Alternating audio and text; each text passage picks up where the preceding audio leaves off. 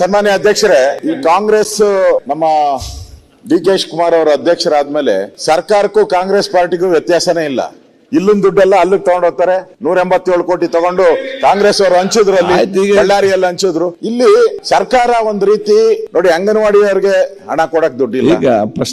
ಅಲ್ಲ, ಅದರದೇ ಪ್ರಶ್ನೆ, ಇವ್ರಿಗೆ ಹೆಂಗ್ ದುಡ್ಡು ಕೊಡ್ತಾರೆ?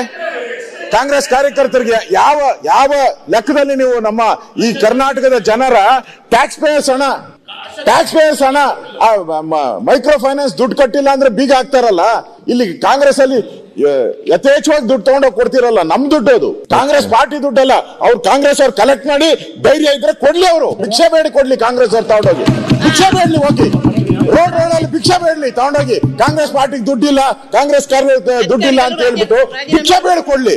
ನಮ್ಮ ಹಣ ತಗೊಂಡೋಗಿ, ನಾವು tax payers, we are the tax payers. ನಮ್ಮ ಹಣ ತಗೊಂಡೋಗಿ ಇವ್ರಿಗೆ ಯಾವ ಆಧಾರದ ಮೇಲೆ ನೇಮಕಾತಿ ಮಾಡ್ತೀರಾ? ಒಂದ್ ನೇಮಕಾತಿ ಮಾಡ್ಬೇಕಾದ್ರೆ ಸರ್ಕಾರದ ಆದೇಶಗಳು ಬೇಕಲ್ಲ, ರೂಲ್ಸ್ ಅಂಡ್ ರೆಗ್ಯುಲೇಷನ್ ಬೇಕು. ಅವನ ಈ ವಿದ್ಯಾರ್ಥಿತೆ ಎಷ್ಟಿದೆ? ಅವನೇನು SSLC ಓದಿದಾನ, ಡಾಕ್ಟರೇಟ್ ಮಾಡಿದಾನ, ಪ್ರೊಫೆಸರ್?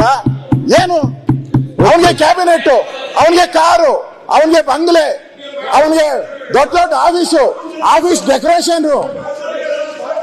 ಯಾರ್ದಣ? ಉತ್ತರ ಕೊಡ್ತಾರಲ್ಲ ಹೇಳ್ತಾರೆ ಲೂಟಿ. ಇವ್ರಿಗೆ ಕಾಂಗ್ರೆಸ್ ಪಾರ್ಟಿಯಿಂದ ಕೊಟ್ಕೊಂಡ್ಲಿ ಇಂಪ್ಲಿಮೆಂಟೇಷನ್ ಮಾಡಕ್ಕೆ. ಆಯ್ತು, ಉತ್ತರ ಕೊಡದೆ ಕೂತ್ಕೊಳ್ಳಿ, ಪ್ರತಿಪಕ್ಷನಾಗಿ ಮಾತಾಡ್ತಾರೆ. ಯಾಕೆ ಮಾತಾಡ್ತಾರೆ? ಹಾಗಾದ್ರೆ ಕೊಡಿ.